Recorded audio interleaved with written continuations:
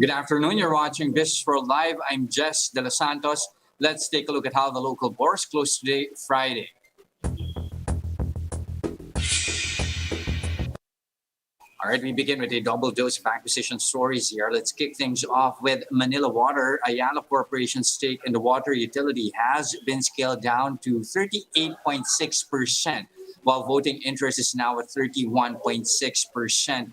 Ayala, together with its units Phil Water and EC Energy, as well as Enrique Razon's Trident Water, have executed their shareholders' agreement for the water concessionaire. This means that the Port Tycoon is now chairman, president, and CEO of Manila Water. This comes with leadership changes as well. Fernando Zubel is stepping down as chairman but remains board director, while Jaime Zubel de Ayala has fully exited the company, while President Rene Almendras is now non-executive director. Now, MWC stretches its rally for a fourth day today. That's up close to 0.3% to 14 pesos and 88 centavos, but completely diverging tracks here for Ayala Corporation and ICTSI. ICTSI represented by the red line over here. That's down close to 0.3%, while Ayala Corporation made a 1% gain after divesting. Ayala Corporation now at 806 a piece, while ICT still at 148 a share. Now, another divestment story here, this time Chelsea Logistics finally completing the sale of all of its 31.7% stake at In2Go. That's for 550.6 million common shares sold to SM Investments at 8 pesos and 50 centavos a piece. 230.6 million goes to Trident Investments. SM Investments President Frederick Dibuncio appointed as well as chairman of To-Go. Looking at how the stock has performed today, at least for To-Go, that snapped a two-day retreat with a 7.6% gain today to 8 pesos and 80 a share, while SM Investments climbed 0.2%, as represented by the white line over here. That's now at 1,000 pesos a share, while Chelsea also edged higher by close to 2% at 3 pesos and 14 centavos a share. But while those are quite hefty gains here for these stocks, can't say the same for the index. It ended the week on the upside, but gains are still muted. Little change at 6,796.34. That's following May inflation remaining unchanged for the third straight month at 4.5%, still above government target of 2 to 4%. But BSP Governor Ben Jocno still expects that to decelerate to within 2 to 4%, just hitting their target by the second half as supply issues are addressed. That depends as well on the timely arrival of pork imports. According to him as well, risks to inflation outlook is broadly balanced given the implementation of reduced tariffs on pork, as well as the economic reopening and pace of global recovery. But let's zoom out some more, going over to the U.S., where futures are looking mixed with the Dow Jones and the S&P 500 on the upside. However, the NASDAQ here, at least in futures, in the negative zone here. That's after gauges fell overnight on signals that President Joe Biden is softening his stance on corporate taxes. That also follows his order amending a ban on U.S. investment in Chinese firms. That directive has identified 59 firms with ties to Chinese military and surveillance. But what exactly is inside Biden's ban, and how is it different from the restrictions ordered by former U.S. President Donald Trump? Bloomberg's John Yu gives more details on Bloomberg Daybreak Asia. The ban came into place in November of last year, and it defined the companies targeted as being those either owned, controlled, or otherwise associated with the Chinese military. The Biden administration has changed the definition of what companies are subject to this ban by making it those that are linked to China's defense and surveillance technology sector. So it would seem at first blush that that's a wider definition, but the list of companies that we got that are subject to this ban, 59 of them in all, it is not that much different from what the Trump administration had for its list. There are a few companies that have been added: China Satellite Communications, China Avionics Systems Co., a couple of the names that have been added, but otherwise it looks largely like continuity. So we had some legal challenges, right, by a couple of the Chinese companies that were part of this. Does this revised list make it more, I guess, legally sound? So the Biden administration has said that part of the reason why they've done this is to try and strengthen the basis on which they are compiling this list. So we notably had Xiaomi, who was on the Trump list earlier, sue in U.S. court and win a decision to have itself removed from that list, basically arguing that it was not controlled or owned by the Chinese military. This seems to be an effort by the Biden administration to avoid that from happening again.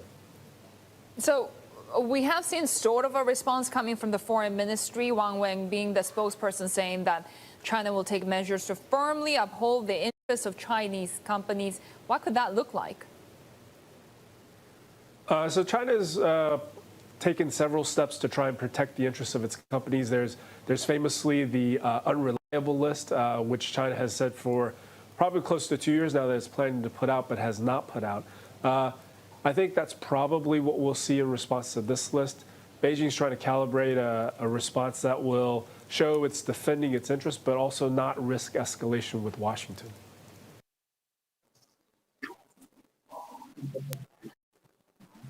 Here are other headlines we're keeping our eyes on. The Interagency Task Force has approved a shorter quarantine period for fully vaccinated passengers arriving from abroad. The quarantine period for all inbound passengers used to be 10 days. This has been reduced to 7 days for fully vaccinated individuals. RT-PCR tests for those who develop COVID-19 symptoms while under quarantine is still mandatory. Arriving passengers are reminded to bring their vaccine certification cards, which they will present to quarantine officials upon landing to the Philippines. Now, the Tourism Department rolls out a 5-year roadmap to help develop tourism professionals in the country. The Tourism Development Plan for year 2021 to 2025 seeks to ensure a steady supply of trained tourism workers as the industry recovers from pandemic hits. The department also noted that the upskilling of the tourism workforce is crucial now as industries adapt to new work practices. The DOT discussed possibilities for education tourism as part of collaborations for new industry standards.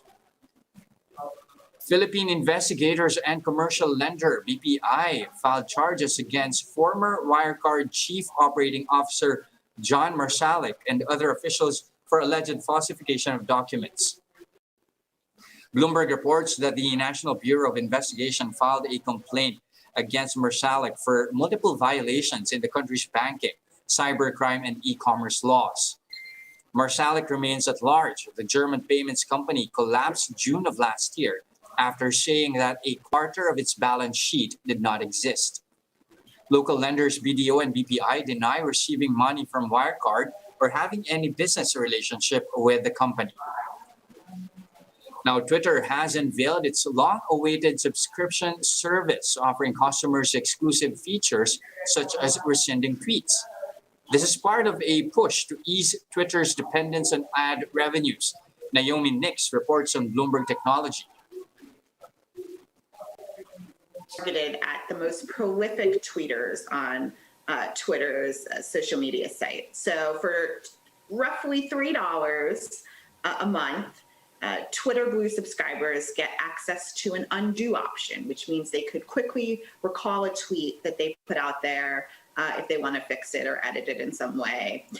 They also get the option to better organize their bookmarked tweets into folders and more easily read long Twitter threads that they may come across in their feed. And they're also going to get their customer service support claims processed more quickly. And so all those are sort of little add-on features that these subscribers will get for this fee.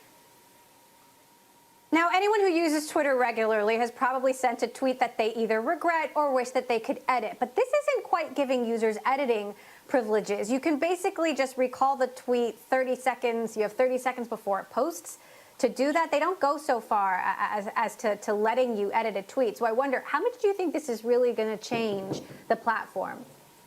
Yeah, I mean, some Twitter users have been calling on Twitter for years to allow them an edit option so that they don't have to necessarily delete their tweet, but they could just quickly edit it for, say, a typo or a small misunderstanding.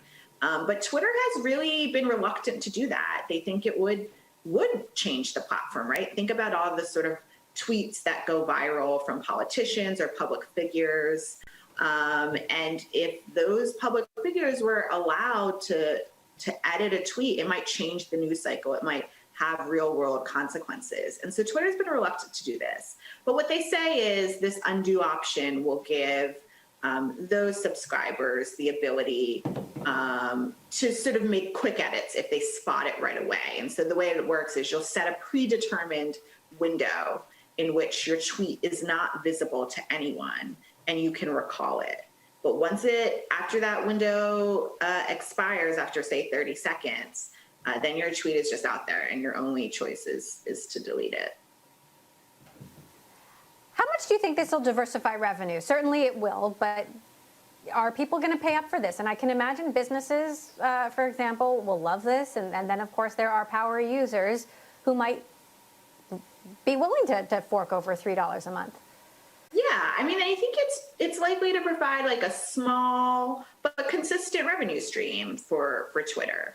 Certainly, some of the people you mentioned, social media managers at various businesses and organizations who are, whose job it is to manage that organization's social media presence might, subscribe. Journalists might subscribe. People who get their news from Twitter all the time and who are sort of constantly pontificating on the day's news might, subscribe for something like this. And I think that's somewhat critical for the company. More than 85% of its revenue is based on advertising. And so this is one way to kind of diversify that. So it's not so, reliant on digital advertising and is a little bit protected from, the ups and downs in that market. And those are the biggest stories this trading day, June 4, 2021. Catch Businessworld live again Monday next week at 9:30 a.m. for the market open and 3:15 p.m. for the market close. I'm Jes Delos Santos. We are One News. Mask on, wash hands, and stay safe. Philippines, have a great weekend.